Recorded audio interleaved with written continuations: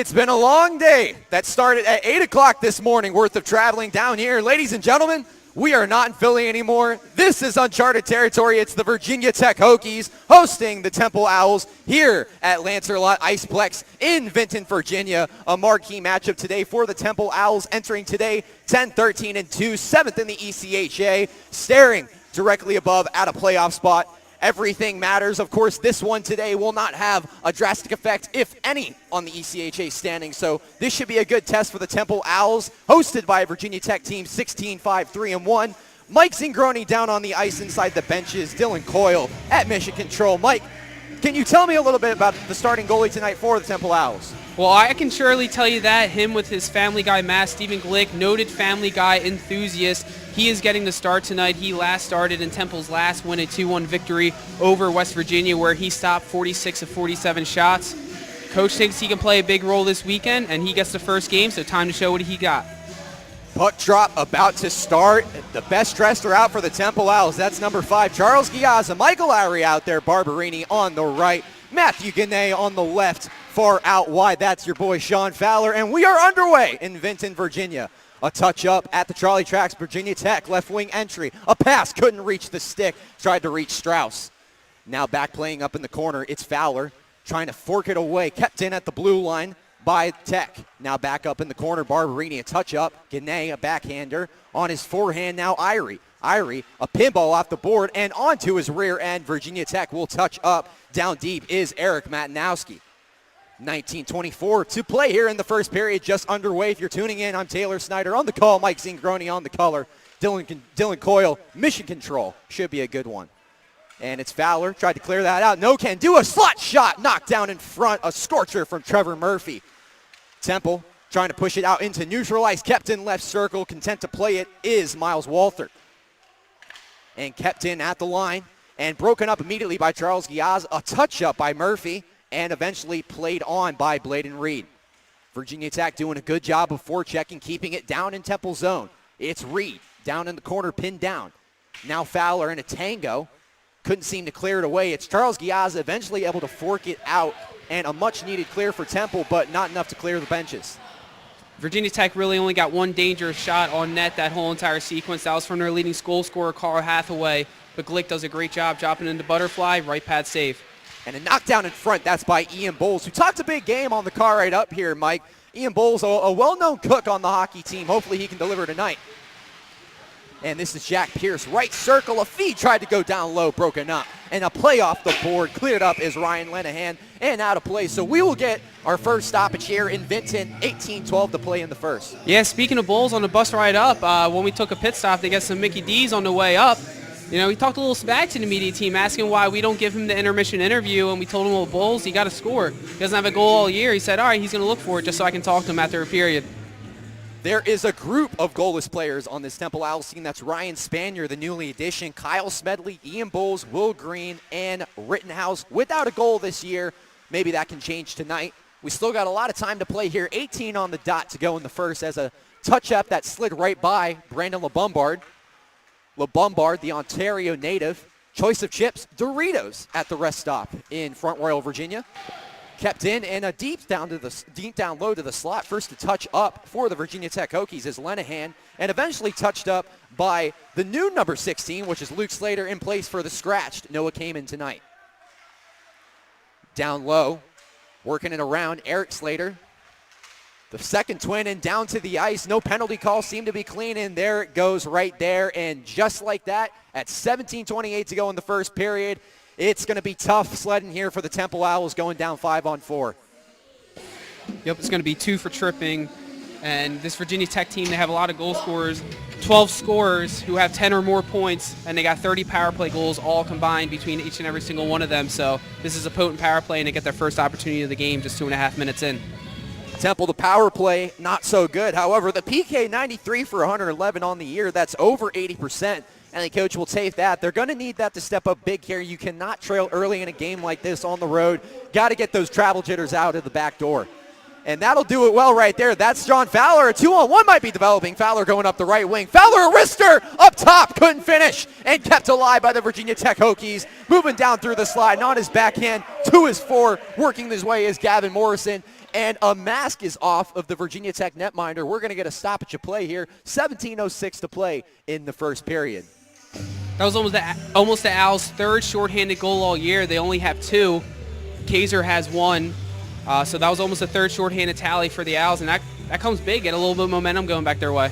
Absolutely. 5-on-4 down here. It was Brandon LeBombard. Mike Zingroni had the analysis, the insight, if I may add there. There was a tripping call. So a face-off will come at center ice down here, and this is an interesting point now, Mike. It's still 0-0 early on. Temple, though, not really the first team to score in most games they played in this year. Maybe a shorthander could really lift the boys' momentum early on. And now down low, it's the Hokies. Touched up. These are the killers now. Played up in the slot. A wrister from Murphy. Thought about pumping it. Didn't. It's now Strauss down low. Strauss surveying. Puts it out wide. Gavin Morrison. High slot. It's Morrison. Dancing around. Left circle. Morrison tried to let one go. Blocked down Barbs. Down low now. Below the net. And a tango is Kyle Smedley. And eventually played off by Strauss. Right circle. Strauss surveying the blue line. Let one go off the pad of Glick. And a follow-up opportunity. Cross ice couldn't reach. Stephen Glick, what a save, and eventually played out. Virginia Tech forced to retreat with 47 seconds remaining on the man advantage for the Hokies. Yeah, it's a very potent power play for Virginia Tech. Their lowest scorer that was on the ice, that power play, was Matt Palmer, who only has 12 points. Number 2 on the ice is Carl Hathaway. My apologies, ladies and gentlemen. Scott Strauss is number 3. And now put down low, first to touch up will be Matt Ganay, just slaps it to the side. And a poke check from Giazza, couldn't reach, so kept in by the Hokies. Now left circle, looking up, it's Mazzuro. Mazzuro down low to Strauss. Strauss's pass broken up. Played up, it's Fowler. Pushing up against, and eventually out of the ice. That'll kill off another 10 more, and that'll be enough with 9 seconds remaining here in the 5-on-4 to Brandon LeBombard. A play off the boards. Ganay returns the favor. Giazza, baseball mitt down, and we're back to even strength with 15:26 to play. And a stoppage of play. Couldn't see it through the pillar. What happened there, Mike? Hand pass. Coming out of the box, LeBombard got a puck that was coming right at his face, and he had to protect himself somehow. Hit his glove, went down. Giazza controlled it, so a hand pass, and we'll have a neutral zone face-off. 15:24 left in the first frame. Taking this face-off for the Temple Owls is Andrew Kaiser. Kaiser, 9 assists on the year. An interesting thing about Andrew Kaiser, also can do it on the other side too with the goals. He is a point getter, 15 on the season. That ranks in the top 10 on the entire roster. Now right wing, cross ice. A bad pass there. Tried to reach Morrison. Eventually touched up. It's Matinowski. First to reach is Cross, and from the point, and a trickler almost made it through. Still loose down low, and eventually played up. It's Ganay first to touch. Left circle, wrister to the breadbasket of the Virginia Tech netminder, and a stoppage with 14:54 to play in the first. One thing I do want to point out, Temple does have 2 games tomorrow against Liberty, so this is the only game this weekend at this rink. Brandon Bombard, we're just shooting it a little bit in the penalty box, and he did say the ice is a little soft, so that could be something to look out for. This is an interesting change of pace for a team that played last week at the Igloo in Mount Laurel, New Jersey. Ice is a lot different there compared to here for sure. I would almost argue the opposite. And down low for Ondick, a one-time shot. Couldn't not close. Brendan Ondick just kicking himself. Could have had a 1-0 lead. He had a wide open net, but Matt Palmer for the Hokies, he was right there, and it got caught up in his skate. Almost a bit of a break for VT. Simonian now first to touch, trying to break out. Played across. It's Whistler. Whistler just looking to get it deep. He will. It's Ian Bowles, number 42, first to play up. And now trickling back is Lenahan. Got to resurvey his own options here. Puck kind of bouncing around right now. It's Bladen Reed now to Garrett Russell. Broken up, taking away a pickpocket there. That was Morrison, excuse me. And now played up above. It's Russell just trying to tussle it out. He will, but only for a Virginia Tech Hokie to put it back down deep. Still early, a little bit of back and forth, a little ping pong play here, but as you see a stretch pass right there, that's been working for Temple. They can go a little north-south, but Virginia Tech seems to be all over the east and west movement in a neutral zone. Icing waved off there, a touch up by Garrett Russell. Play on. These shifts have been extended already down to 13:43 in the blink of an eye. It's Will Green, a pitchfork. Couldn't quite handle it there. Juggling at the trolley tracks was Garrett Elmer. Tech now playing up. It's Calandra. Calandra puts it deep right into the pads of Stephen Glick, and he'll just stop right where he is. A stoppage of play, 13:26, a face-off to come in the cherry and white zone. Entering today, Mike, I wanted to point something out. Virginia Tech, 19th in the Southeast Conference. They are Division II versus Temple, 7th in the ECHA, Division I. These two teams relatively familiar with each other. Yeah, relatively. I'll let you get this break, then I'll go into the history between these two teams. Absolutely. Sean Fowler puts that deep. It's Michael Lowry trying to chase, but first to get to it was down low Morrison. And now it's Eric Slater. Eric Slater, a touch-up. Matanowski, left wing, accelerates. Matanowski down low on his backhand. Tried to send it through the slot, couldn't reach, but it's still bouncing. And now a shot from the point, and he scores! A rip from the right point. It's Trevor Murphy for the Virginia Tech Hokies, and it's a 1-0 Hokey Pokey lead here in Vincent, Virginia with 12:54 to play. Trevor Murphy, that's his 28th point on the season. Yep, Trevor Murphy, number 7, gets his 7th goal of the year. It looked like a clean shot. There were some bodies in front, so I'm not sure if it took a nice, subtle little deflection, but Murphy got nice elevation on that shot, and it went top corner, bar down. VT is up 1-0. It was Eric Calandra, number 27, on the previous two shifts, doing a fantastic job of just skating through neutral ice and putting it deep. It was him who actually was the person who got it deep for the setup, so Andrew Calandra gets credit there. And now Virginia Tech threatening, kind of just a bully sesh just to get to the front. Couldn't reach, though. Matt Ganay now just looking to avoid chaos. Jack Pierce, right wing. Pierce lost his own balance. In the slot, shot from Spanier. Couldn't reach. Ganay now, right point. It's Spanier. A first semester absence, second semester addition. Ryan Spanier, number 41 for the Temple Owls. Now skating up, accelerating through a pass to the slot. Right point entering, it's Morrison. LeBombard down low. LeBombard around the bend. A touch up here. Lenahan down low to Hathaway. And eventually nothing will come out of that. It's Brandon LeBombard now juggling it. Brandon LeBombard through ice and down deep. Got past the line, no icing called. Virginia Tech, though, really good on the back check tonight. Temple not getting too much in the Virginia Tech zone. Yeah, a few Temple offensive rushes ago where Jack Pierce, he stumbled going into the offensive zone. We've seen some Temple players fall. Bowles fell once, Barbs fell another time, so maybe this soft ice, they're not too used to it, so it could take them a period to adjust.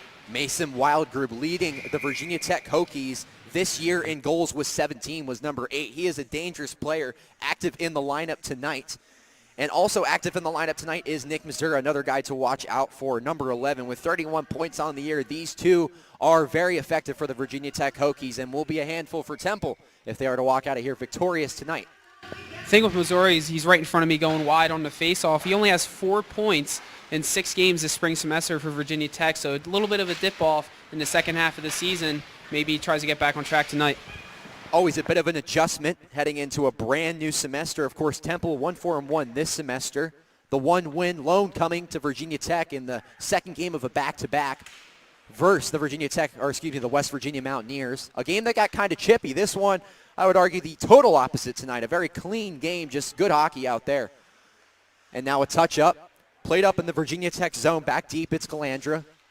And now moving with it, couldn't reach. It was Gerke. Talked to Stephen Gerke's dad before the game, actually. Said that his son has been playing hockey for 11 years. It's quite the long time. Can't think of too many things I've been doing for 11 years with my life, as Andrew Calandra is now in the trapezoid. And a playback off the board. Matanowski playing catch. And tried to reach the stick of Wildgroup. Took a wild bounce, no pun intended.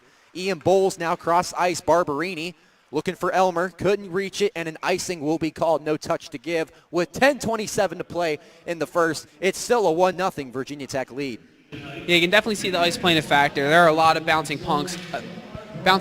I mean, I mentioned there are some falling skaters out there, maybe not used to the ice surface, but there are a lot of pucks bouncing around and making it a little difficult out there for the boys in white. It's Simonian at the dot for Virginia Tech. Lost the face-off to Elmer.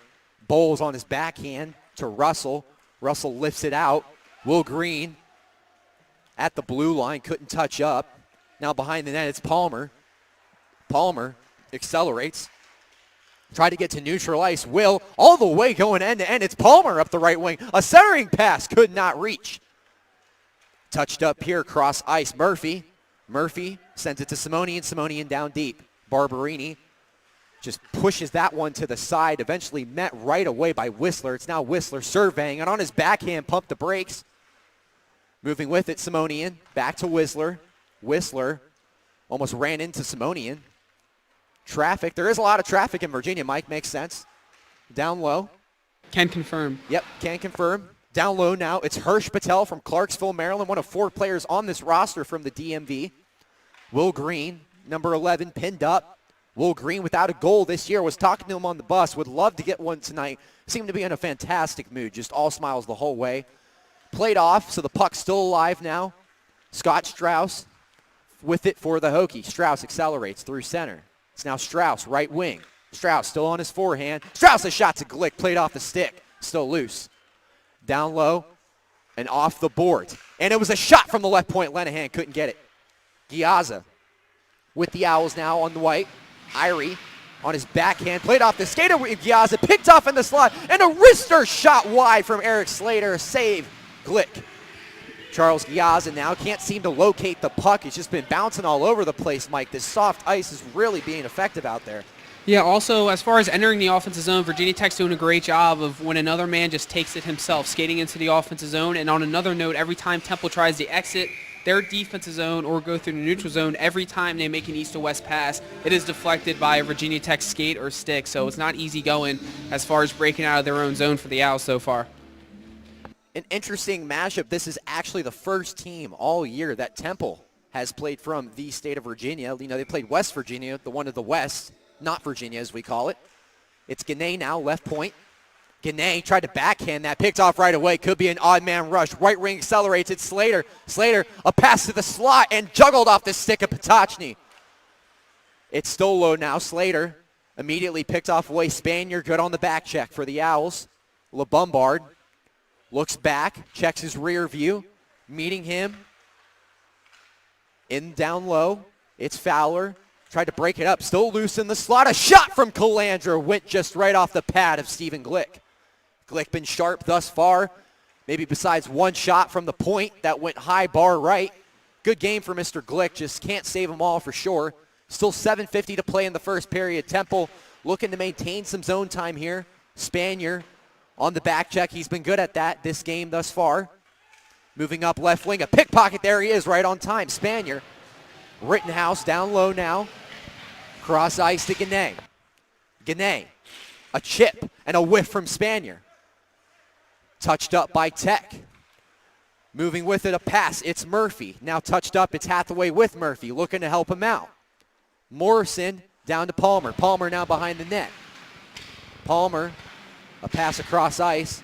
And eventually down to Hathaway. Hathaway left wing accelerates, broken off the check, and it's Nick Van Allen moving up the slot, immediately broken up right away. Still Van Allen on his backhand, was able to shovel one to the net. Easy save for the Hokie netminder.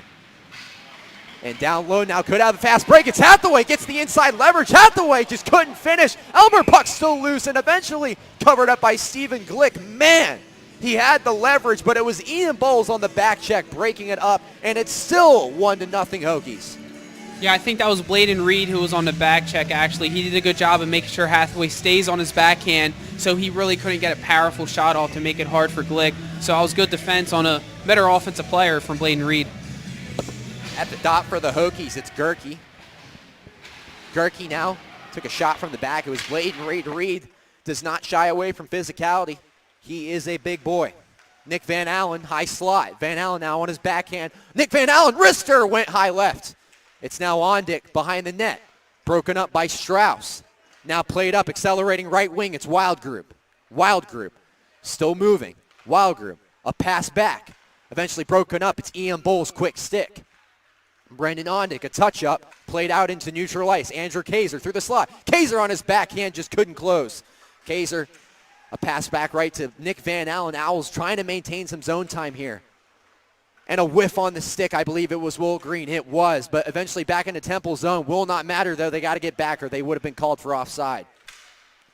Barberini now met at the trolley tracks. It's still Virginia Tech. Broken up, Russell tried to put on a deke. Elmer eventually forks it deep. First to touch up, Matanowski. Matanowski, pass to Ganowski. And now back, touched up by Whistler. Barberini to Smedley and touched up by Green. It's now Calandra skating back. Back to Matinowski to Calandra with 5:35 to play here in the first period. It's now Kyle Smedley, couldn't reach Barb, so airy pass, and eventually a huge blow on the boards. That was Drew Whistler taking the worst of it.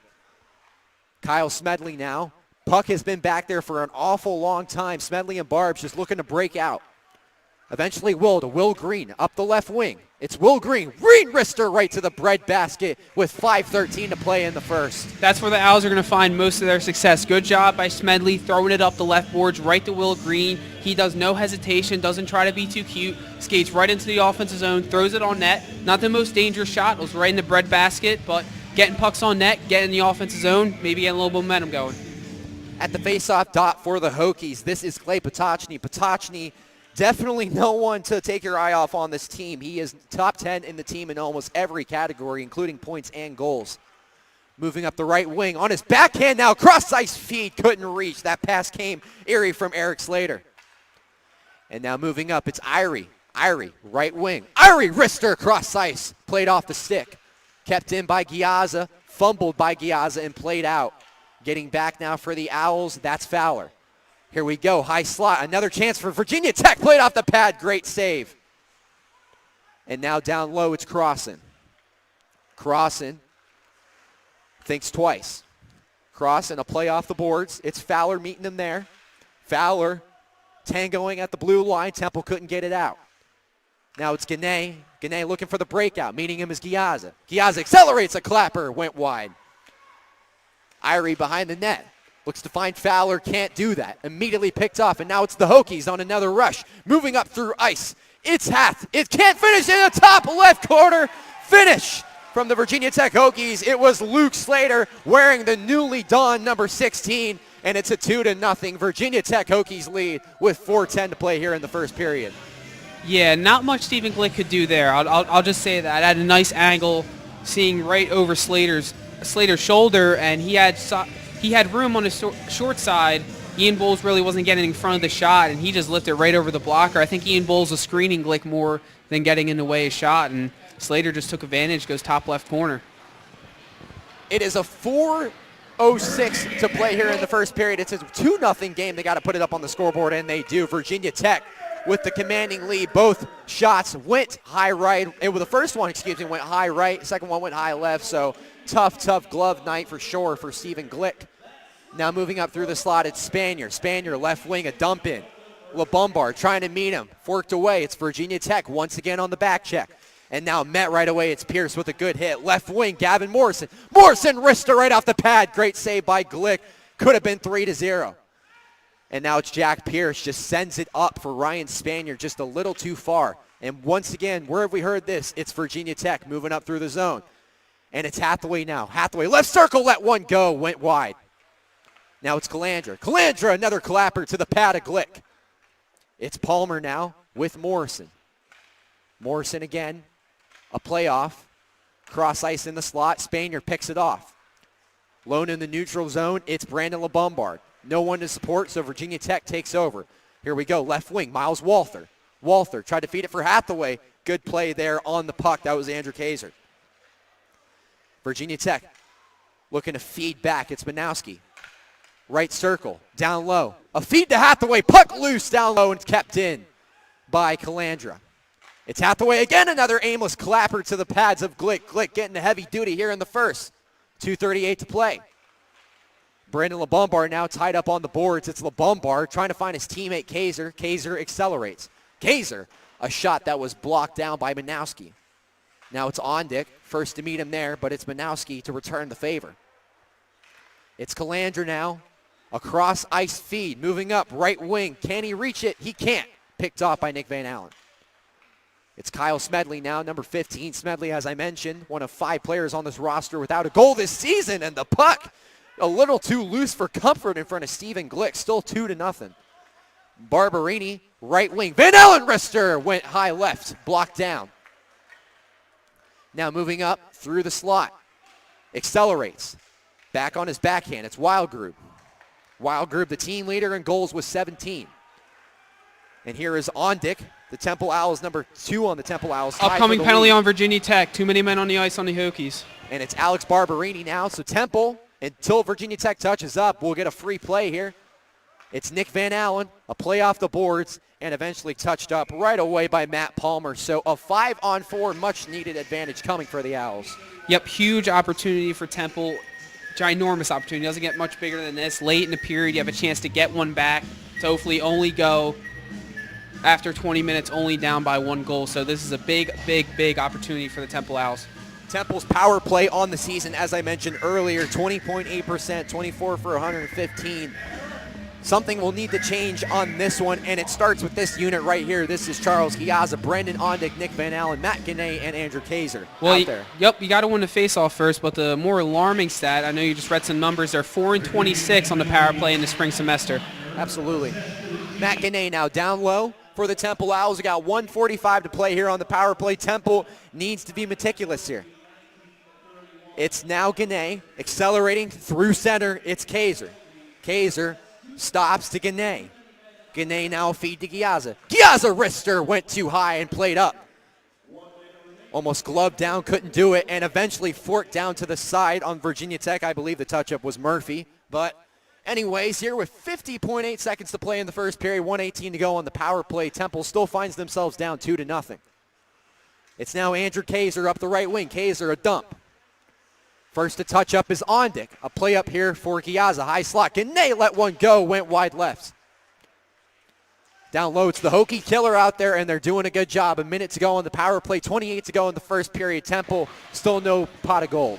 Big problem is Virginia Tech's almost winning every single loose puck. When there's a loose puck, it's usually Virginia Tech getting to it, like right there. And down low and a finish. That one is going to sing. It's Mason Wildgrew with his 18th on the season, and it's a 3-0 Virginia Tech Hokies lead. Wow, not what we wanted. Yeah, not what we wanted, and another thing we didn't want to do was use the excuse of a long bus trip, but 3-0 in the first period, 17 seconds left. There might be a way to sprinkle in that excuse. It was a long bus trip for the boys. Look a little rusty. 2 beautiful finishes from the Virginia Tech Hokies. That one, though, in a category of its own, just a lone puck, loose, down low in the slot, Mike. Just no excuse for that. Just can't allow it. An easy, easy finish for the Virginia Tech Hokies. Yep, Virginia Tech's getting to every single loose puck. Temple's got to win some battles if they have any chance of coming back. Mason Wildgroup is 18th on the season, so now he is 3 up for the team-leading goals for the Virginia Tech Hokies. And at the first period, a period that we would probably like to forget, is finally over. A 3-0 Temple Owls lead. Virginia Tech with all 3 marks there in the first period. Temple 0 for 1 on the power play. Virginia Tech also 0 for 1 on the power play. We got Mike Zingroni down at center ice, and he is actually going to be joined here by number 44, Brandon LeBombard of the Temple Owls. Mike, what does Brandon have to say for himself? All right, Mike Zingroni here with Brandon LeBombard. 3-0 after 1. Obviously not the result you want, but what are some things you guys think you can build off? Yeah, we need to wake up out there. Very slow start out there. Not getting pucks deep, not moving it together, not moving as a unit. And that's something that we need to make forward and do good on the way forward. You mentioned me in the penalty box that the ice is a little soft out here. It looks like a lot of players falling down, a lot of bouncing pucks. Sort of what are you seeing out here? It's a little soft, but at the end of the day, it's no excuse. We need to come back out in the second. We need to regroup. We need to stay focused, and we need to get one. Than's, Brendan. Mike Zingroni with number 44 of the Temple Owls. Get out of the way to Zamboni. Yeah, Mike's got to get going. We don't do a lot of running around today in our defense. But anyways, number 44, Brandon LeBombard, just joined by Mike Zingroni, my color commentator. And if you're just tuning in, it's a Virginia Tech Hokies lead 3-0 at the end of 1 in Benton, Virginia. Don't you go anywhere, boys and girls. I'll be right here with Dylan Coyle at Mission Control and Mike Zingroni on color for the second period after this break.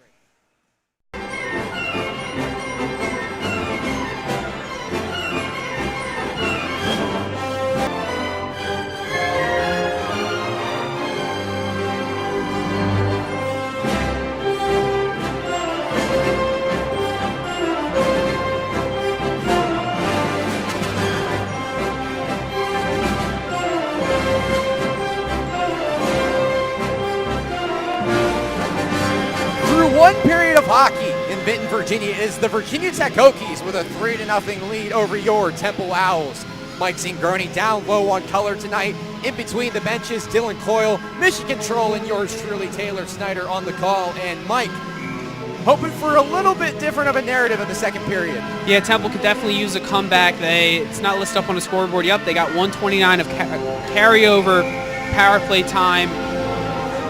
I don't know what's going on. There's a little stoppage. I don't know if 129 is correct. I think there's only supposed to be 31 seconds left on the power play. I think that's what they're looking at. Yeah, but nonetheless, through our prep so far today on the bus ride, one thing I did notice as this game is kind of following script to a lot of other Virginia Tech games this year.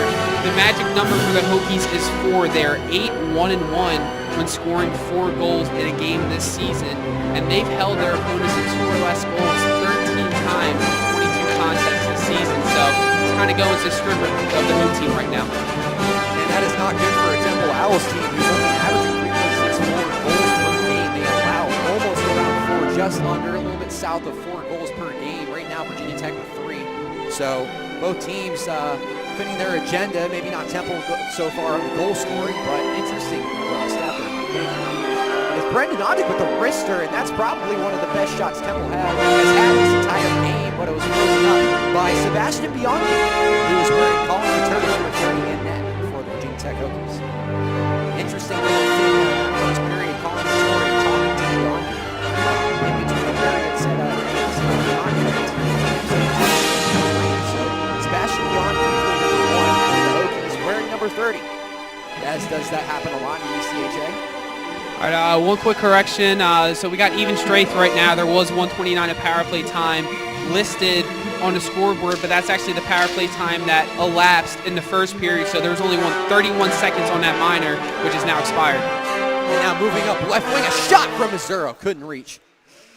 And now played up, it's LeBombard. Temple got to be a bit more aggressive. This may be a good start. It's Spanier, left wing. Spanier surveys and a fire played off by Biondi. Down low now, working it for the Hokies. And way loose in front, a backhander tried to finish. It's LeBombard. Where is the puck? It must be under Sebastian Biondi because we have a stoppage of play and by far the highest quality chance for Temple so far tonight. Yeah, the puck was loose in the crease. Spaniard, he found it, goes to the backhand, tries to get it over the flailing bodies, including the Virginia Tech goalie, but gets it by him, but not through the red line, as the Virginia Tech defender is able to tuck it under his goalie and force a face-off. Face-off won by Tech, stole down low. It's Trevor Murphy playing it off for his teammate. Tech going the other way. It's Missouri. Up the right wing, first to meet was Wild Group. Temple trying to touch up and a shot directly to Stephen Glick. Easy save for him. Jack Pierce now skating with the Owls, gloved down by the Hokies, put back in their own zone. Back shuttling now is Stephen Gerke. Moving with it for the Hokies, up the right wing, it's Miles Walther. Walther now meeting up with his teammate Lenahan, but it's Jack Pierce for the Owls that spoils the party. And now it's Jack Pierce, not the smartest pass to Ondick, picked off immediately and down low into the Temple zone. It's now Alex Barberini and a tango on the boards with Hathaway.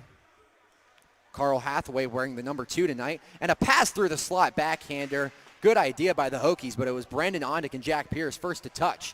And now it's Alex Barberini. A play off another pass, similar situation, similar scenario, just couldn't close. Puck stole down low in Temple zone and another pass through the slot. Wow, Virginia Tech doing a really good job of keeping the forecheck heavy in the second. They're really working from behind the net. Saw a lot of that the first period, and they're beginning this period the same way, going from behind the net, trying to get the Owls back towards the point. They send it out in the middle, hopefully get a one-timer or a quick shot past Glick. It's Miles Walther met at the line. No offsides call. Put in deep. It's Calandra touching up for the Hokies. It's Hathaway. Hathaway now to Calandra. Calandra back to Hathaway. Hathaway a shot point blank off the skate of Barberini. It's Barberini trying to chip it out and had just enough of a fortuitous bounce to do so. So Temple will not get a line change here, but does get it out of their own zone. Alex Barberini with Smedley. Smedley lifts it, picked off down, and now it's Irie just looking to clear it out, eventually met with Smedley. Smedley and a play up through center ice. It's now Giazza. Giazza accelerates. Giazza on his backhand. It's Irie. Irie moving in, down low, close. Irie, and a save by Sebastian Biondi. He went full Superman to deny Michael Irie. Irie's going to want that one back. It was a prime-time opportunity for Temple, a little mini 3-on-1. Then he got a quick breakaway by making a nice move between his legs. And instead trying to lift it on the backhand, he tries to send a little touch pass to a trailing Nick Van Allen, but it does not come to fruition. Charles Giazza, number 5 at the faceoff circle for the Owls. Lost that faceoff, still kept in by the Virginia Tech Hokies, eventually played out into their own zone. Now moving up right wing, a centering pass down low slot to Potocny, just a little too much sauce. It's Irie now with Giazza. Giazza on the backhand and back to the Hokies. Now it's Palmer. Palmer cross ice pass for his teammate Grover. Excuse me, Grover, that was Eric Slater, number 10, looked like a 20. Eric Slater, shot, tried to go 5-hole. A follow-up shot blocked down in front. Believe that was number 17, Michael Irie, getting a piece of that. Sean Fowler now, a breakup. It's now Giazza playing up with the Hokie. Bowles sends it down low. First to touch it up is Murphy. Murphy just pushes it out. Bladen Reed, outfield glove maneuver there. Charles Giazza now on the backhand. Giazza down in the trapezoid. It's Giazza. A feed a one-time by Crossan, just blocked down. Oh, that's a big penalty. That's a big penalty. And we may get some club meetings going on right now, Mike. Yep, it's definitely Club Fair Day, Mike. Yep, definitely a little networking event here in Vinton, Virginia. Not as bad as the one we saw in Mount Laurel, New Jersey, our last broadcast. Nowhere near. No. I'm gonna try to get this for you. Yeah, Michael Zingroni's going to try to get the info on that power play, but all we know is Temple's going to go up on a 5-on-4 advantage, and I'd be lying if I said they didn't really need this in a bad way, and it looks like skating off to the box for the Hokies, they're going to get Matt Palmer, number 24. Mike's going to try to figure out what went down there, but nonetheless, it's a 2-minute advantage. It's going to be a 5. Oh, it's going to be a 5? Yep, it's going to be a 5-minute major. The ref said 5, scorekeeper said 5, and he said 5, so I'm pretty sure it's 5. And it is 5. What are they calling? Do you know? No, it's I'm not sure the call. He just said 5. Okay. So I don't know if I missed it. It was a little tough to hear, but it was a 5. We'll hear the PA announcer. But listen, Temple can get every single goal back in this 5 minutes. So big 5 minutes on the draft horse power play for the Temple Owls. It was Matt Palmer who came in skating on the rear end of a Temple Owl, put him on his butt. So it's a 5-on-4, much needed advantage for the Owls. Let's see if they can cash in. It's Barberini now with Crossan point blank, and Virginia Tech dumps it out. Simonian, number 17. Checking from behind is the official call. 5 minutes for checking from behind. It did look like a bit of a charge. Kind of looked like he accelerated through the back of LeBumbar. Did you see the same, Mike? Yeah, definitely. Fowler had his numbers just exposed. That's just something he can't do. No place in that for this sport. Trying to get rid of that, and very well warranted 5 minutes. Michael Irie now, down low. Crossan, a wrister just wide. It's now Bladen Reed. A ricochet off the boards. Second power play unit's getting the first shift here in this power play, so maybe a little mind game from Coach Carroll trying to get the second union rolling. You got to think head coach Pat Carroll and his assistant coaches Frank Blust and Kevin Ryder were furious in the locker room at the first intermission, Mike. Changes are needed sometimes. Aaron Crossan now. Up the left wing, it's Crossan, a dump in. Along the boards. Plays nicely for Ondick. Ondick to Crossan, one touch off the pad of Biondi. It's Crossan again, another feed. That's 3 shots from Aaron Crossan on this sequence alone. Brendan Ondick, cross ice broken up in the slot and eventually poked out. The Owls are going to have to retrieve with 3:35 to go on the man up. Yeah, Barberini, a few seconds of power play time there, not something we usually see from the big D man. And a stoppage of play. 14:15 to play here in the second period. And as I mentioned, 3:32 on the Ryan Palmer penalty was to Sean Fowler. A correction on my part. Thought it was Brandon LeBombard. Nonetheless, though, it was a bit of an iffy hit towards the Temple Owls, and that's why 5 minutes were awarded. And thus far, Temple not doing a good job of paying themselves back. It's now Matt Guinea down low. Guinea takes his time, as he should. It's Kaiser now. Cross ice for Giazza. Giazza pumps back. Past the trolley tracks. Giazza, left circle. To Van Allen. Van Allen had 2 goals in the win over West Virginia. That was the Temple Owls' last win.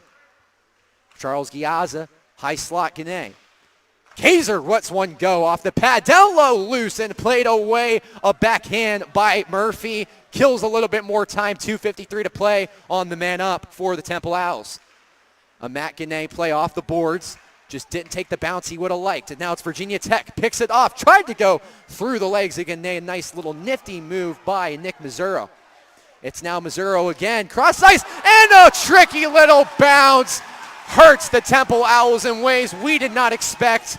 And before you could even blink, it's a 4-0 Virginia Tech Hokies lead. A 5-on-4 advantage is not really a 5-on-4 advantage for the Temple Owls. Yeah, that's not, I want to say unfortunate, but not really. They allowed that to happen to themselves. There's a loose puck in the neutral zone, just got cleared out of their own defensive zone. Charles Giazza had a chance to go get that puck. He didn't go as hard as he possibly should have, maybe. And Virginia Tech hops on it. Then a few seconds later, they find the puck in the back of the net, and it's shorthanded goal, which is almost a crippler here in the second period. Absolutely, with 2:31 to play on that power play, 13-11 to play in the second period. Virginia Tech with the shorty. And it was Nick Misero, the PA announcer just gave him credit, number 11. So Misero adding to his points total. That's 32 on the year, his 10th goal on the season. A one-time clap from across and had some sauce. Good save by Biondi.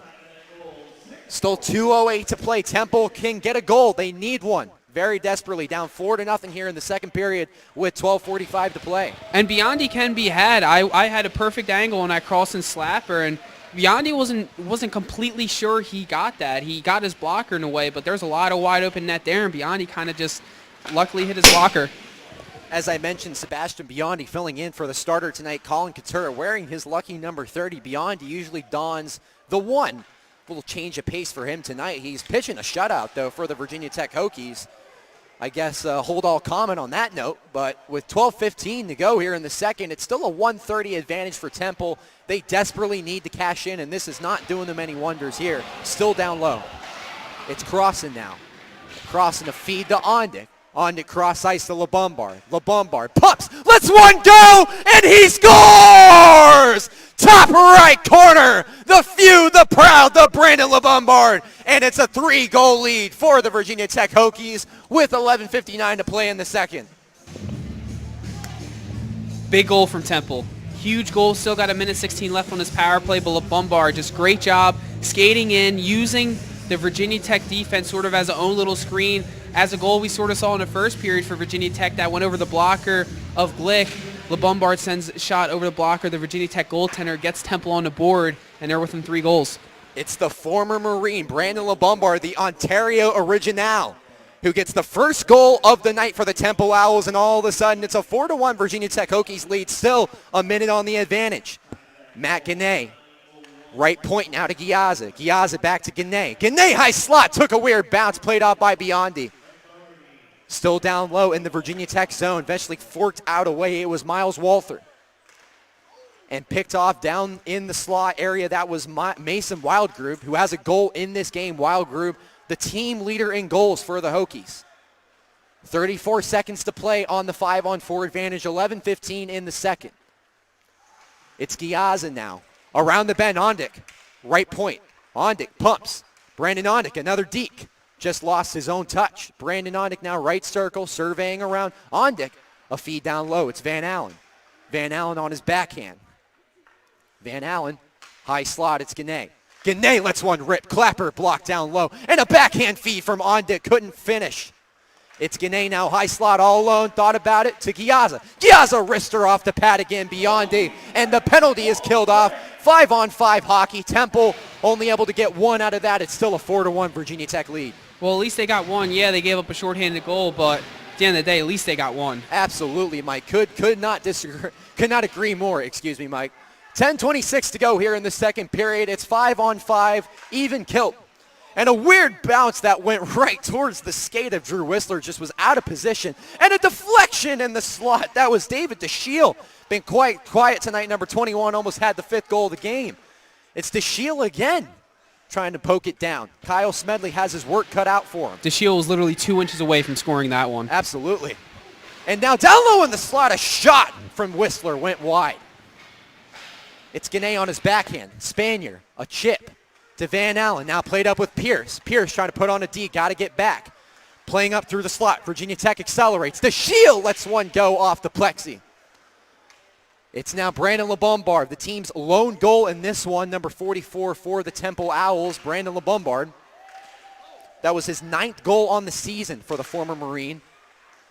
A shot that was blocked down by Spanier. Been very active on the back check tonight, number 41 for the White. Eventually chipped in by Gannay. Here's Spanier now. in the rear view mirror of Palmer. And eventually forked back in. It's Elmer. Teammates call him Elmo, like Sesame Street. High slot now. Picked off in front. It's Virginia Tech. DeShiel. A good pass in the slot. And a ripper from Hathaway just went wide left. Smedley now for the Owls. Uses the board to his advantage. It's Will Green. Trying to feed his teammate Elmer. It's Virginia Tech, who's been aggressive at the blue line tonight. And now it's Bowles. Fumbled the puck. Touches back up. Bowles to Smedley. A touch up by Green along the highway and eventually to the back alley.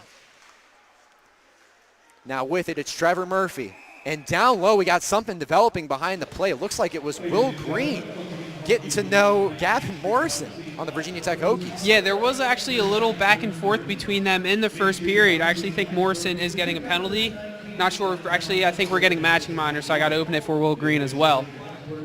But they did have a little get to know each other in the first period, so a little slash back and forth. Will Green seems to be shaking his head, not sure what he's getting in here for.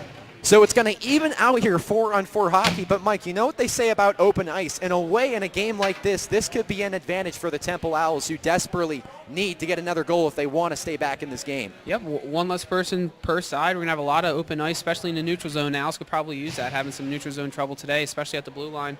A little 4v4 can help that. Absolutely. It's Charles Giazza out there for the Owls at the face-off, and it's Michael Irie on his left. To his right, it looks like Bladen Reed. Ian Bowles behind. So this is an interesting 4-on-4 unit for the Temple Owls. And this seems like a very fortuitous time. There's still 8:30 to play here in the second. One goal, even just one, Mike, could do a lot here. Put this game from 4 goals to 2, just like that. It's now Virginia Tech along the boards. It's Murphy. On his backhand, Murphy just missed the feed. Now playing with it is Bowles. Bowles accelerates through center, met by Palmer. Palmer tangled up with Bowles, eventually with Reed. And now back to Virginia Tech, pumping back. It's Slater. Slater, left wing, dekes him out, goes down low. Slater behind the net, falling to the ice, no penalty called, looked to be clean to me. Now it's Michael Irie, left point. Michael Irie moving up through and a play through the slot, save Biondi. Bladen Reed, down low to Giazza, one touch. Now it's Bowles, shot left point. Bowles still looking for that first goal of the year, number 42 out there for the Owls. Of his career, as Mission Control has just whispered to me. And a shot from Charles Giazza, high slot into the shoulder of Sebastian Biondi. A stoppage of play with 7:28 in the second. I'm flattered Bowles wants to talk to me that much. Bowles was trying to talk to you? Yeah, remember he said he wants to get on an intermission report, but we got told him it's either a +2 in a period or a goal tally, bud. Will Green looks like he's thinking of a lot of things down there in the penalty box. Yeah, no, he's curious why he got a holding penalty when there was a different player on top of him. Yeah, number 11. He's shaking his head. He's looking back at me. Yeah. He is not a happy camper. A one shot there from Aaron Grosson. Will Green didn't make a true statement. He said he got on the score sheet tonight. Absolutely, he absolutely did. Backhander Andrew Kaiser down to Alex Barberini. Barberini cross ice, just blocked down in front. A good defensive play by Gerke. Hey, Mike, we should get Will Green mic'd up in the penalty box. Oh, is that Mission Control talking? Yes, hello. I don't want to interrupt him during the game and get yelled at by coach. Oh boy, it was Missouri who got pickpocketed by Barberini, number 55. Still 22 seconds remaining on the even penalties, so it's 4-on-4 open ice available. Left wing now, Ondick. Ondick moves to the slot. Ondick, a wrister wide left, couldn't finish. Andrew Kaiser now a blind shot from the left circle. Good idea. It's Brendan Ondick playing with his teammate Kaiser. Just too much on the touch. But Ondick, quick to pit pocket. Ondick now in the trapezoid. Ondick shovels around, one hand. Ondick to Barberini, or thought about reaching him. It was just clipped up in front. A good stick lift by the Hokies. It's now Morrison. Morrison moving with it for the Hokies. Morrison through neutral ice accelerates. Morrison through center. Morrison, left wing and a deflection! Right on time. Gavin Morrison makes Stephen Glick pay. It's a 5-1 Virginia Tech Hokies lead with 6:14 remaining in the second period. Not a lot you can do about that. Aaron Crossan, one freshman, talking to Stephen Glick, another, trying to maybe encourage his goalie a little bit as Virginia Tech just scored their 5th goal. Not too much you can do there, though. Maybe just a little bit more D-zone pressure, but at the end of the day, that was just tape-to-tape passing from the Hokies, and Morrison just has an easy tip-in. Mike, it seems like in a game like this for Temple, the strategy is obviously to get it as quickly as possible to the net when you enter in the Virginia Tech zone. But one thing I'm noticing from Virginia Tech is just a lot more traffic and skill around the net. They're really using their bodies, their sticks, every square inch they can get to move the puck in the back of the net. Yeah, when Temple's moving through the neutral zone and the offensive zone, it's almost like they're going through a paintball field. But when Virginia Tech's coming down, they just have a wide open battlefield just waiting for them to be taken. Miles Walther. Walther, deep through the slot, just blocked down. Goalie change for Temple. Galitzky is in for Glick. Joey Galitzky, so number 20, Joey Galitzky, the Westchester, Pennsylvania native who I had quite the talk with on the bus ride, is now in net for the Temple Owls. And a down low play to LeBombard, just kind of a bad angle. Couldn't really find his own footing there, but not a bad pass there from Temple, just a bad setup. Temple's getting pucks in the slot. There's a lot of opportunities where pucks just laying in the slot. They just can't get that finishing touch. Credit to Virginia Tech for just keep fighting. Here comes Temple now, accelerating through center. It's Pierce. Pierce lost his own balance. Pierce down on his knees, broken up. Now moving up. First to touch up for the Hokies is Whistler. Through center, it's Walther. Walther right wing. A one-time pass into the glove from Simonian. The first save of the day is a good one for number 20, Joey Galitzky. Yep, it's coming right for his face, so no way he can miss that one. Easy shot to see for your first shot. A little hard, but savable, and he saved it. You cannot ask for much more for a netminder, especially in a game where you're down 5-1. There's already enough pressure on the offense to get back in this game, but you don't want this to get ugly. You don't want to see a murder scene, and a lot of people, I think, underestimate that for a goalie that has to come in relief in a game like this. But Joey Galitzky is definitely up for the task. Number 20 from Westchester, Pennsylvania, the only player on the roster from Westchester, Pennsylvania.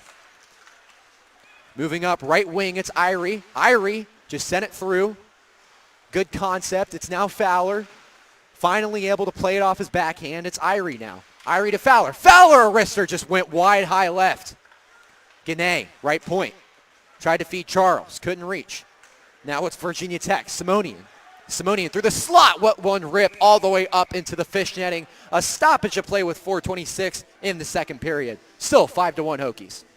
Oh, hello, guys. Dylan. May I join a little bit? You might. You know, Dylan, I was wondering. You were waiting for the moment that I was. I've got a lot of things in front of me, a lot of things written down. You do. But I want to hear from you, from Mission Control. Dylan knows these guys better than anyone in this broadcast booth. What is the coolest thing that Joey Galitzky has ever done, or what is an interesting fact? You can answer one of two. I used to play street hockey with him growing up. That's interesting. You want to know what else is? Garrett Russell, who's got the puck and it almost bounced off I was trying to lift his stick and almost took a hopscotch into the back of the net. But you played youth hockey. What is this? Extracurricular activities. Garrett Russell down to the ice, and a huge shove there from Eric Matanowski, and the Virginia Tech faithful enjoyed that one. But Matanowski's going to head off to the box for a reward sentence. You know, I do want to talk a little bit about Joey Galitzky, a conversation that he and head coach Pat Carroll were having after practice last night. You know, I was fortunate enough to be in the room when they were talking. Galitzky has an interesting habit of kind of reaching over across his body with his glove. So, you know, he is a goaltender, a righty who catches with his left hand. So he might sometimes take that left hand, reach across his body to his blocker side, and then try to snag it that way.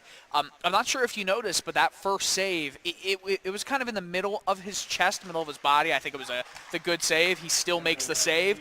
Just a little bit unorthodox in a way. So pay attention. That's something that Galitzky has said he's trying to work on. And a puck. It was loose down low. Joey Galitzky, don't quite know what happened there. All I know is number 18, Clay Patochny, was right on the doorstep looking to buy some candy. Yeah, well, once again, Virginia coming from behind the net, forechecking, getting the pucks in deep, skating into the zone, going behind the red line, and just getting it out in front. Comes from behind Galitzky, so he doesn't get the best angle to see it, and it gets lost in his pads. Almost goes in off of himself, but he's able to cover up with under 4 to go here in the second period. So another even power play. This is the second of this period alone. Both teams had an interesting little go of it with open ice. Temple now down 5-1. Could use a goal here or 3. Maybe even 4 for lucky. It's Rittenhouse now. A pass to Barberini. Right point into the glove of Biondi. Easy cover up there for number 30 in net for the Hokies. You know, 3 Garrett goals would Russell- be cool. Garrett Russell is down there right now, number 5 would 20. be better. You know what's cool is Garrett Russell is actually in the box with Mike now, number 26. Garrett Russell, I saw earlier down at the gas station in Virginia. We just had a great, lively talk, and you know, for someone who's in the penalty box right now, seems to be in great spirits. Yeah, Mike's having a great conversation. with him. Mike is having a fantastic conversation Absolutely. with him. Virginia Tech trying to add to the damage. It's Wild Group. Wild Group, a shot up to the breadbasket, save Golitsky. These Virginia Tech Hokies can score as evidence of their 5 goals, a 4-goal lead on the Owls with 3:10 to play in the second. Moving up left wing, a nice deep down low. It was Trevor Murphy trying to close the casket. Here's Virginia Tech looking at their options. It's Wild Group. High slot Palmer. Palmer.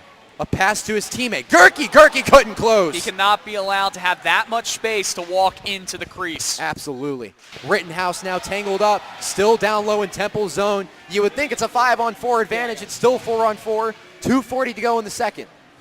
And it is Sean Fowler doing the work that Temple needed to do to eventually get that puck out of there. 2:33 to go in the second. Charles Giazza on his backhand. The captain tangled up in the board, looking to make a difference. Irie trying to do the same. Now Irie on the forehand to Smedley. A feed to Reed. He'll fork it in. Icing waved off. First to touch up is Andrew Calandra. 2:13 to go here in the second. It's now Calandra through center.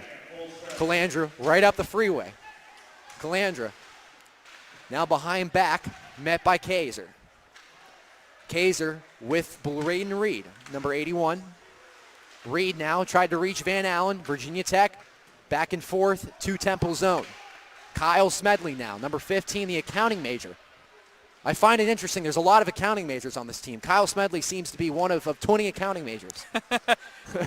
It's always Lucky the players are business. smart. Yeah. Left wing, it's Ondick. Ondick through the slot, an absolute scorcher. Just a better save by Beyond. He could have been 5-2. That was almost a step I really haven't seen from Ondick this year. He just looked a little bit faster than usual. That was Yeah. a good step. He looks determined to get one of these back heading into the third period. Well, the issue is if you're throwing it on net and if you're going to put a scorcher in on goal, you got to also aim for the net too. Wayne Gretzky said that he almost never aimed with the puck. He just sent it right on net, and that's good. But if you put it right into the body of the netminder, it's not going to go in. Especially against those 80s goalies, Dylan, you could just do that. You could just do that. Had some horsepower moving through the left wing. Indeed, Brendan Ondick, a nice deke into the slot. It's Van Allen, a ripper off the glove of Biondi. Gane bats it down. Number 7, Gane, pinned up at the point. It's Kaiser, met by 2 Hokies. On his forehand is Lenahan, my bad. And Lenahan, left point now. Lenahan, a play off the glove of Golitsky. That was almost ugly. Again, you're looking at that glove a little bit shaky when it comes Absolutely. to him trying to grab it. 1 minute to play here in the second period, and Brendan Ondick just closed the deal, and a couple of extra kisses at the doorstep from Gavin Morrison. And a feed to the slot, just way too loose for comfort. Once again, Temple not protecting the slot tonight. 40 seconds to go, a stoppage in the second period, and we got a couple of Valentine's Day cards coming in the mail early here. What do we got? You got to hold Jack Pierce because he was getting involved from the bench, and that's never something you want to allow. Absolutely. Number 18, Jack Pierce, was absent in the first semester, but he is very much here in the second. Yeah, very eventful shift for Scott Strauss from Virginia Tech. Brendan Ondick gave him a nice hit at the blue line, holding Ondick's skate a little bit, giving him a little sportsmanship there. But over there, gets involved with Kaiser along the bench, and I think we're going to get some penalties. Not sure what's going on. Well, we got some good music, and the refs are going to come over and tell us what's happening. You know, I hope you're dancing in the bench. I actually box. wanted to point something out. If we made power rankings of rinks that we've played at or visited or really anything of that sort, I think this tops them all. I agree. This is an absolutely fantastic This rink, is only to beautiful. be minnowed by tomorrow's Yeah, rink. which obviously I think that's actually a good time to bring up. Temple playing Liberty tomorrow night. Dylan, what is the time? 10 o'clock. 10 o'clock. It's Temple after 10 o'clock. dark. Temple after dark. Temple After Dark right here on the TU Ice Network. I will be manning other responsibilities. We will have, I You will be believe, manning my responsibilities. I believe Mike Zingroni on the call tomorrow. I don't know. Is it you on the call? No, I'm play-by-play Sunday, Dylan. You got tomorrow. Yeah, I think I've gotta and get Taylor's got my role Nice. tomorrow. We love that. So Yeah. 40 seconds here in the second period. It's a 5-1 game. Yeah, look, I think we're going to have 2-minute roughing minors on each team. Nick Van Allen in for Temple, and me and him both shared a moment of, why are you in here? Because it didn't look like he was one of the key players in this little group, but it happens, I guess. It looked like Kaiser was sort of in the middle of it and started it, but... I'd love to know VA's take right there. All right, I will ask him if he's okay giving a take, because I don't want to get yelled at by people, Dylan, okay? So Joey Galitsky, number 20, is in net for the Temple Owls. I have a direct quote from the bus ride. He told me to say on air, Coach Kevin will not wear a tie. He is actually referring to Kevin Ryder, one of the assistant coaches for the Temple Owls, says he refuses to wear a tie. I agree with him. What is up with that? Can confirm he does not have a tie on right now. No. I think it's the way to go. No tie. It's it's a good way to be. By the way, it's another 4-on-4 situation. What, the third time this period? Well, we do have 2 Hokies in the box, so... Oh. Fortuitous, for sure, because it's 35 seconds to play here. Temple will have a slight advantage from what I'm looking at on the ice, but Actually, it looks like it's 4-on-4. yeah, I'm about to say that's 4, so it looks like to be 4-on-4. I guess it's just extra discipline. All right, so it's looking like Strauss got a 10-minute for roughing, and he also got a 2-minute, which I'm assuming is being served by one of his teammates. Strauss is just sitting in the box right now, and Nick Van Allen got a roughing. 15 seconds, Ian pulls! Oh my gosh, so close.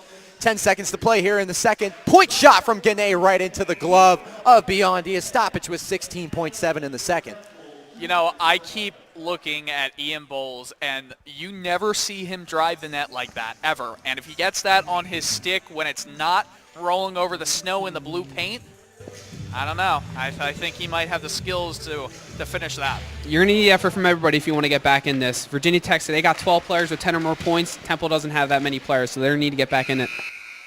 Act 2 is officially a close in Vinton, Virginia, and another period that had a lot of maroon and orange painted all over it. It's a Virginia Tech lead, 5-1 heading into the third period. Don't you go anywhere. Second intermission coming up. I will be on the call in the third period. Mike Zingroni in between the benches, and we're actually going to hold here. We're going to see if he can get a player. It looks like Charles Giazza, number 5, the captain, is going to talk to Mike. So, Mike, what does Charles have to say? Mike Zingroni here with Captain Charles. Charles, he got one back that period, but Virginia Tech got 2. Is there anything you can build off this period? We seem to play better defensively. We're being pretty bad in our defensive zone, turning it over a lot, and that's leading to a lot of their goals. It starts there. If we can get the puck out and get some momentum, then we can start scoring a little bit, but it starts there. Yeah, got 1 goal this period. Looked like a little bit more offensive pressure. Got a lot of pucks deep. Just couldn't get that finishing touch. What was missing? I don't know. We were up and down with penalties a lot, so we couldn't get any rhythm or flow going. I think if we can get some solid 5-on-5 play here, we can pop a couple more, hopefully tie it up, but we'll see. All right, thanks, Charles. See you for the third. That is Mike Zingroni, joined by the captain, Charles Giazza. And at the end of 2 periods, it's a 5-1 Virginia Tech Hokies lead. 16 minutes on the dot separates us from the third period here in Vinton, Virginia. Don't you go anywhere. I'll be back on the call with Mike Zingroni and Dylan Coyle at Mission Control. Stay tuned. We have played 2 periods in Vinton, Virginia. 1 more to play, and let's hope it's better than the first 2.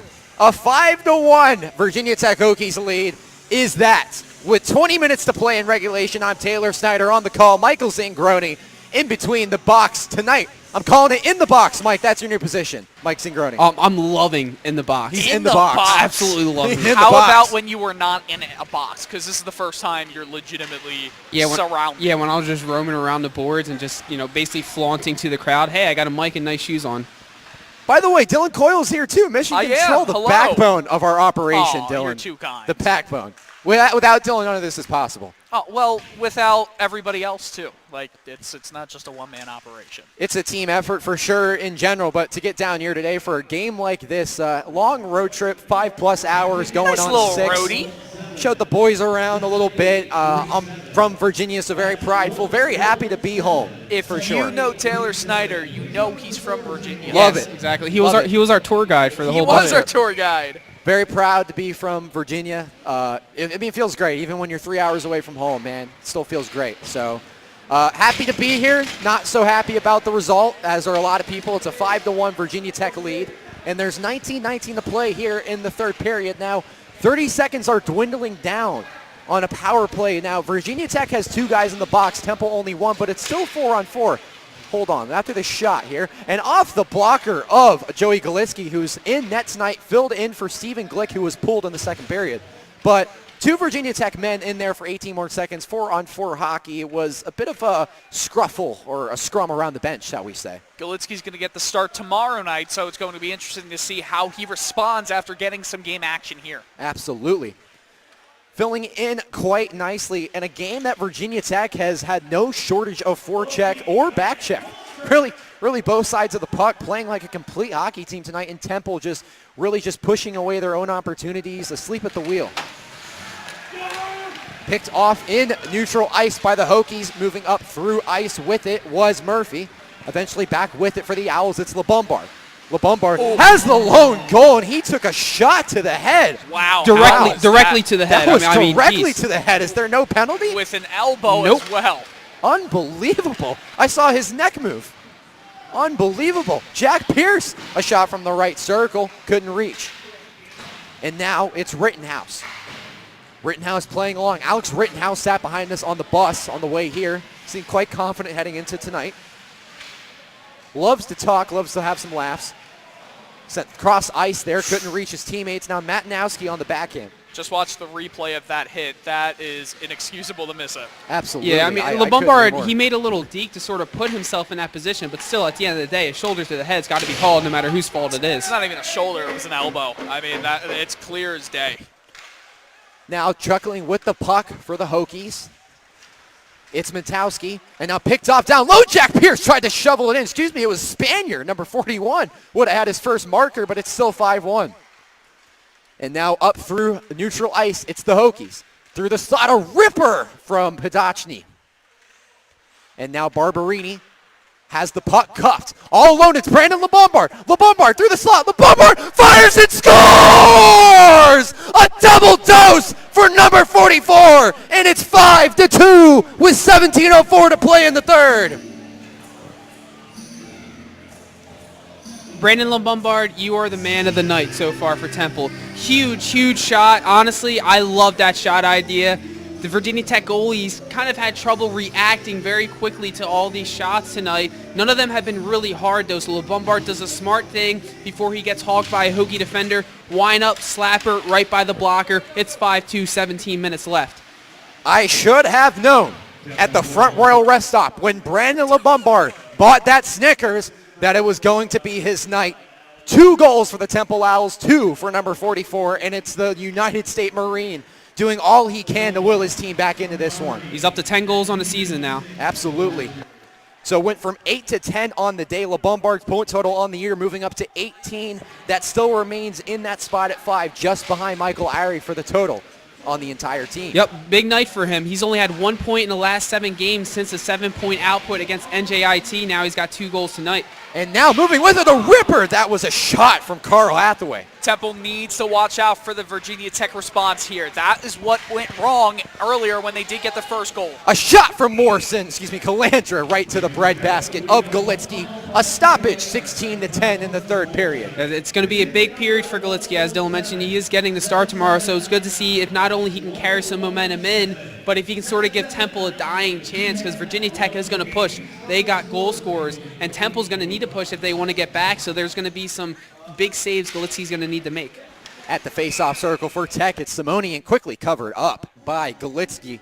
As we mentioned, Galitsky is the third stringer for the lineup tonight. Well, Ben Auerbach is traveled with the team. He is here in well spirits, always thinking about Ben. Saw him on the bus ride. Loved my rookie story I told on the bus. Ben really got a good kick out of that one. So important to note that Ben Auerbach is here, just not playing tonight. Glick got the start. Was pulled in the second period, so just like that, a revolving door. It's Joey Galitsky, number 20, in net. And a weird fortuitous bounce to Andrew Kaiser, and another Superman save from Sebastian Biondi. Almost took a hopscotch into the back of the net. It's a little tough for me to see down here. Curious sort of if Kaiser got sort of impended maybe illegally on that breakaway. It was tough. It was a loose puck. They're both fighting for it, so it was kind of maybe just a little tanglement of body parts, but it was kind of hard to see from this angle, so I was curious what you guys thought. It's tough to see. I think it evened out there, but what I was more so looking at was the movement of the puck, which if it had maybe had a little bit of a earlier bounce by a millisecond, could have bounced over that pad, just bounced soon enough for Biondi, the goaltender, to realize what was going on. And now a shot there, right circle from DeShield. It's Bladen Reed now through center. A lone puck tapped up by the Hokies. Ian Bowles, who was really itching for a goal earlier, does not have one in his entire career as a Temple Owl, number 42. This place, even Virginia Tech fans would lose it if that were to happen here tonight. Hey, guys, I was just watching what Brandon LeBombard did as he was going to the bench after that goal. He skated right by the head referee and pointed to his head as in, did you not see that? Unbelievable. I still cannot believe they missed it, and it was right in front of us. Our booth site is looking directly at the benches from across the ice. Even if there isn't an elbow to the head, just the way that play looked just warrants a penalty. That's usually how it works. It is Alex Barberini who's pickpocketed. Left point now, moving with it. It's Gerke. Gerke, a shot down low, save on the blocker by Galitsky. And now a lone puck in the slot, broken up by Alex Rittenhouse. It's Sean Fowler. A great feed to Irie. Irie up through the slot, through the freeway, and that is as clear as day. A 5-on-4 advantage coming for the Temple Owls, and Michael Irie just has to be careful. He isn't sent off for discipline as well. Looks like it's going to be a 2-minute minor for tripping when it could have possibly been a penalty shot for slashing. Absolutely. But he wasn't too far deep in the offensive zone, so they probably don't give him the benefit of the doubt there. But actually, Sean Fowler, he broke his stick in the defensive zone, so Temple was down to 4 players. That's why they were scrambling real quick. But Fowler coming off the bench behind the Hokie defense, they didn't see him. He was able to get that, spring Irie, and now Temple has a power play. Point of this all is don't hurt a Temple Owl. Absolutely not. And into the glove of Biondi, a shot from Gannett at the point. Matt Gannett, an interesting figure on this Temple Owls team. He has 4 goals on the year, leads all of defensemen in goals. He also leads all defensemen on the team in points. Number 7, the freshman. Political science major. A lot of smart kids on this team for sure. It's now Charles Giazza, high slot. Giazza lets a wrister go. Went wide left. A bouncing puck to Gannett. Gannett left point. Giazza off the skate. Giazza, a wrister into the glove of Biondi, and he was out of position. He was just lucky. That shot was shot to the west a couple inches. Yeah, you mentioned Gannett, and he's been on a power play all year, going back to the first weekend this season started, but he's only had 2 points in this spring semester, lastly getting a goal in a 6-5 overtime loss to Penn State Berks. But especially if the power play gets going, you got to assume the point man, Matthew Gannett, will get going with it. At the dot is Clay Potocny with Giazza, won by Temple. On the backhand now, a swirl and twirl by Gannett. High slot to the circle. Giazza thought about centering. Puck directly straight up in the air. Off to a Virginia Tech stick, through center ice, and down in the Temple zone. Back to retrieve is Andrew Kaiser. Virginia Tech had 3 people blocking the passing lane from Charles Giazza on that play. They were able to stop the pass and hop on a loose puck and clear it. That is just great penalty killing from the Hokies. Absolutely. Brendan Ondick, right circle here. A deke around and a little wrap and roll there. Almost found its way through. Charles Giazza, high slot. Giazza, a wrister down low for Ondick, and now Gannett, and swatted away by the Virginia Tech Hokies and eventually pushed out by Potocny. Giazza, right circle. Giazza fanned on the wrister. Van Allen follows up off the blocker. And now Charles Giazza, left point.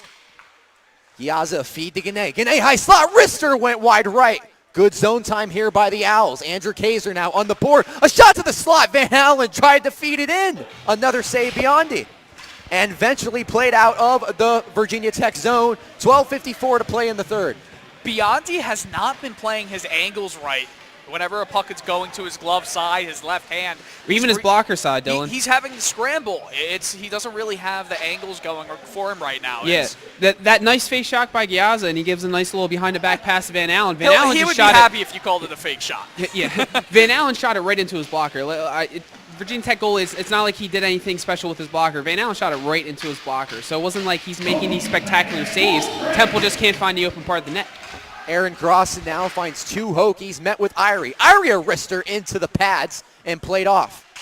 You know, even though you don't score in that power play, it was strong, and now 5-on-5 play has to be equally strong. Here is Eric Matanowski. An assist in this game and a wild deflection almost made it another. Right point now. The Hokies put it deep. Past the stick of Hirsch Patel from Clarksville, Maryland, number 12. Hirsch Patel now at the left point with Aaron Crossan. It's Crossan, right circle. Crossan, cross ice feed. Irie, backhander. It's Brandon LeBombard first to meet. LeBombard, a busy bee in this one. 2 goals for him, 2 goals for the Owls. A cross ice feed meeting with Calandra, who has a goal in this one. Alex Barberini met Calandra. Wrong place, wrong time. Kyle Smedley, cross ice feed, blocked down by Calandra. And now a shot from behind down to the ice. It was Brandon LeBombard looking for a call, and LeBombard has not been on the better half of those in this period. Yeah, definitely got some stick in his skates right there. It's now Sean Fowler with Jack Pierce. Pierce trying to feed back to Fowler, still with his Pierce. And first to meet up is Spanier, number 41, who has had a great game on the back check. The new addition in the second semester, Ryan Spanier, would love to get his first goal here. Yeah, he played for Penn State Berks, who's been a thorn in the Owls' side this season. So good to at least get one guy off of their team. Absolutely. It's Ian Bowles meeting a Hokie. Hokie meet Ian Bowles. And now down low, Hokie meet Ryan Spanier. It's now Jack Pierce. A shot from the right point. That was Matt Palmer. And now another shot from Lenahan. Following up, thought about one touching it. It's Slater. Slater picked off by Fowler. Fowler pushes it out of the blue line and back to Fowler. A play off from Spanier. Spanier hurdling the blue.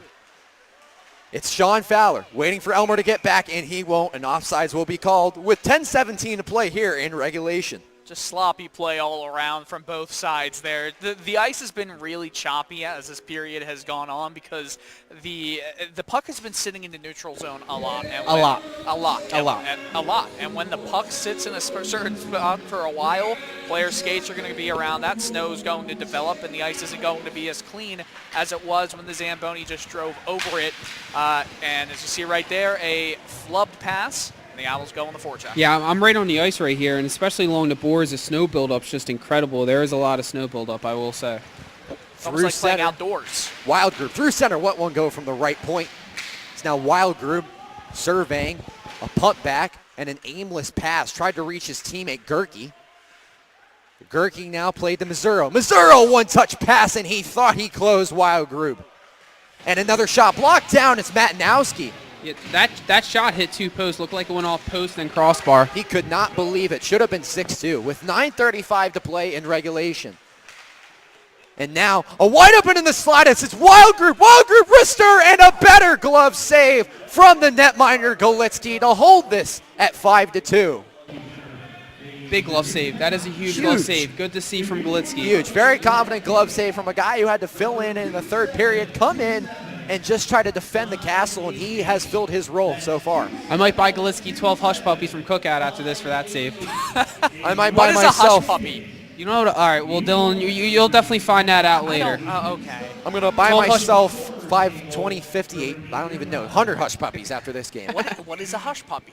Look it You'll up. find out what it is Computers up eventually. there. Okay. He'll find out. Sorry. We just, Nick Van Allen's got the puck along the half wall, and, he just got to figure this out. I don't know how to explain a hush puppy. It's Andrew Kaiser now right circle.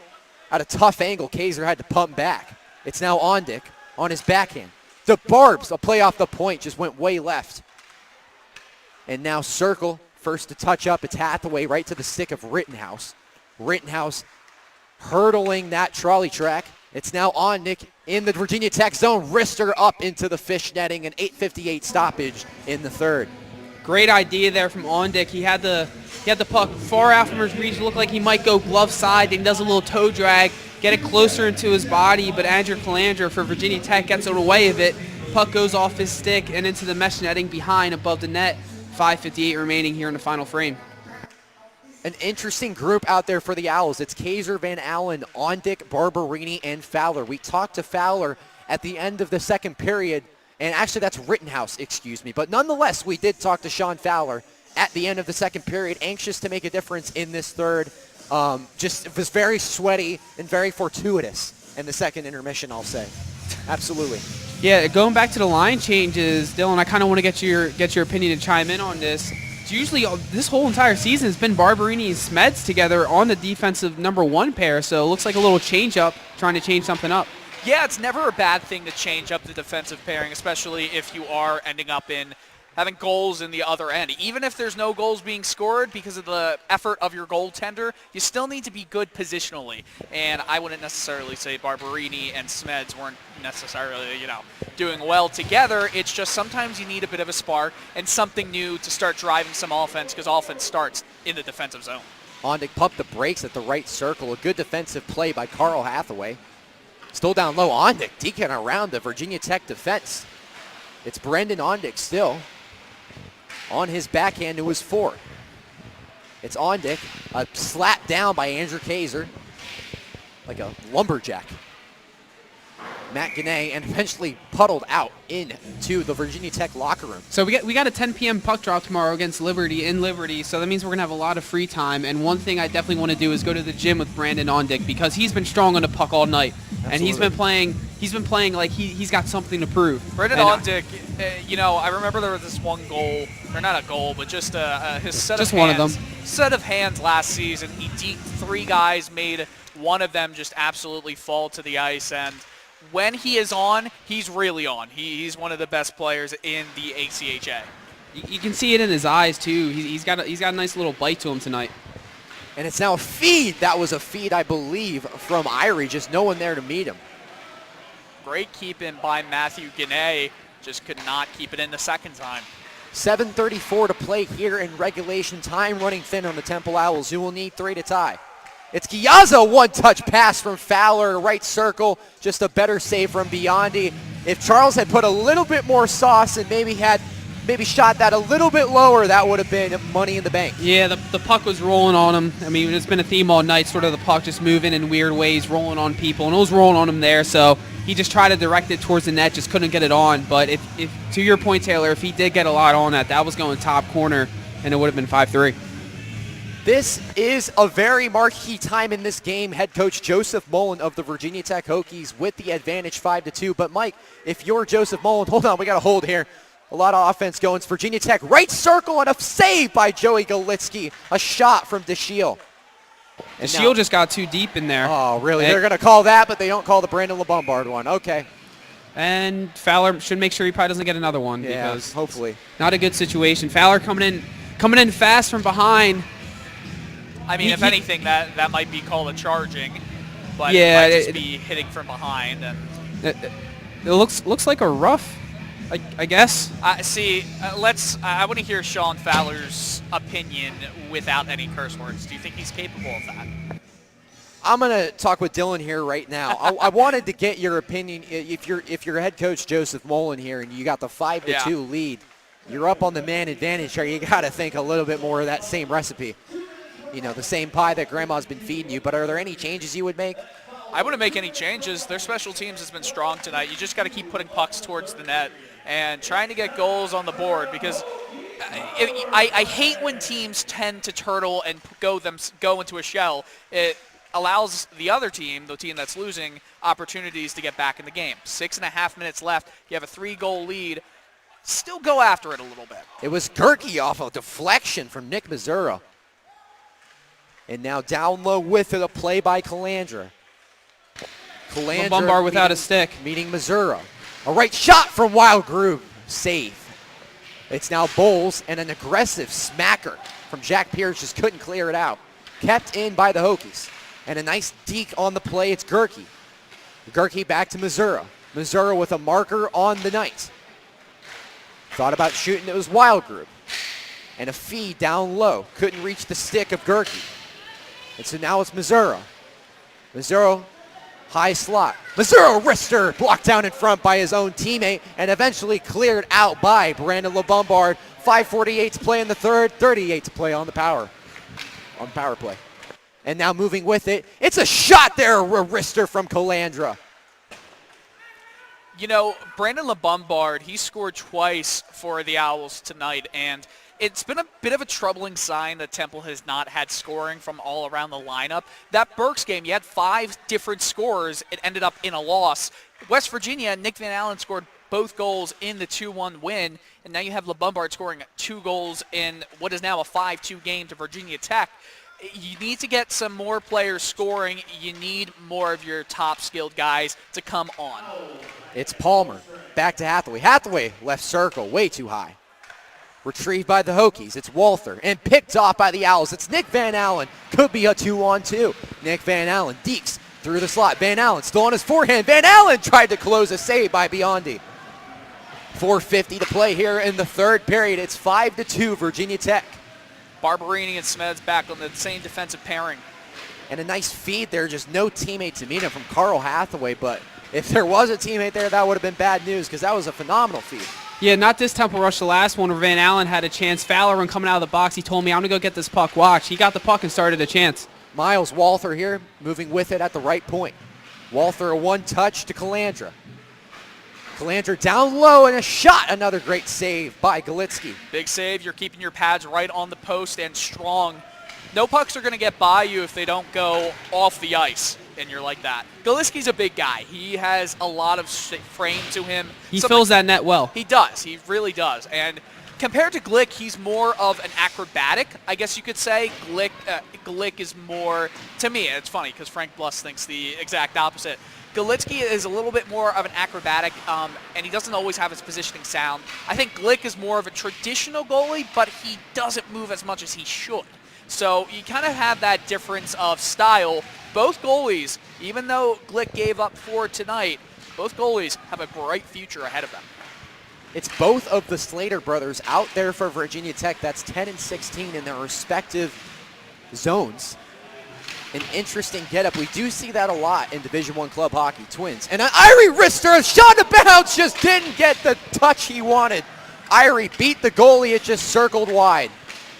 Yeah, Biondi's not been seeing the puck great all game. And a Rister right circle from Pitochny, a better save from Galitsky. 3:12 to go here in regulation, and the bells are starting to ring for Temple. They're going to need 3 and fast. Yep, 3 and very fast, and it just doesn't seem like their night tonight. Not really getting the bounces. They're sending some good shots, you know, making it really tough on the Hokie goaltender as he's fixing his mask because Irie delivered one right to the crown, but just can't catch the breaks, and some nights all you can do is just shrug your shoulders. They've gotten stronger as the night has gone on. Definitely, and that is, I feel like that's the best part about this game. The first period was bad. Brandon Bombard said it himself. They need to wake up, but they have woken up and at least gave themselves a respectable effort here in Benton, Virginia. It's going to be interesting because that 24-hour difference between the end of this game and the start of the game against Liberty, I wonder how that will affect the team mentally and, you know, when it comes to just skating hard and getting, you know, pucks to the net.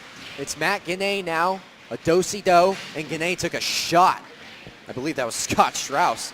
And puck still loose down low, and first to meet it was who else but Ryan Spanier, who has been strong on the back check tonight for the Owls. He's getting some time with some top players in Jack Pierce, and especially Brandon LeBombard, the goal scorer twice. Guinea, and there. Pushed aside advantage, and no! How did that not reach? Hirsch Patel! The Clarksville, Maryland native almost made this 6-2. Absolutely drilled the post. And left circle, let one go, just couldn't reach Trevor Murphy. Cross ice feed, Murphy, high slot, great passing from the Hokies, and a shot just went wide left. It's Murphy to touch up. Murphy through traffic, hit the pad of Galitsky. Eventually touched up by Alex Rittenhouse, not for long though. Virginia Tech applying the forecheck. 1:53 to play here in regulation. Still 3 goals up is Virginia Tech.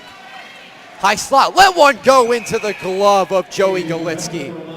Now question, I don't know if anybody saw that. Here we go. Fireworks.